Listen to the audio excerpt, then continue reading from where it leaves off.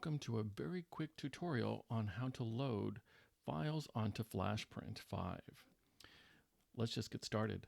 First method is the load icon. You click there, there's another little plus button right there, and then you can find your files.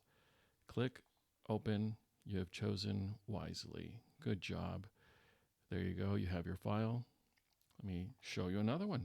That was very quick. Let me click that. Another one is to just drag the file into the main interface. So let me just put the llama right there. And there it is, our beautiful llama. And now all of a sudden it's over there. Let's go to the front view. Wow, very Loot Llama-like, very nice. Alrighty, so that's another way. We had to just drag it over there. Let's get rid of the llama. Sad to see him go, but it's okay. He'll be there forever in our hearts. Number 3, file, load file. So file, load file. And let's pick the ID holder. My students love this thing. All right, so there it is. Very nice. That was file, load file.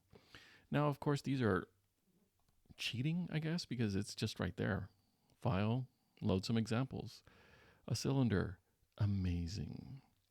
The other one, number 4, actually, am I on number 5? I think on number 5. Recent files. So there we go. Let's do the coin thing, I think. Don't I have another coin thing? I don't know. There it is. Coin thing. Amazing. And that was number 5. That was file, recent files. And let's get rid of that. And the last one. To do the last one, I'm going to have to quit FlashPrint. No, I don't want to save anything.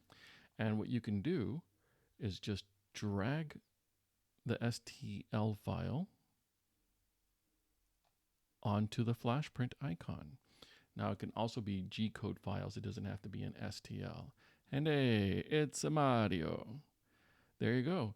Those were 6 ways to open up a file on FlashPrint 5.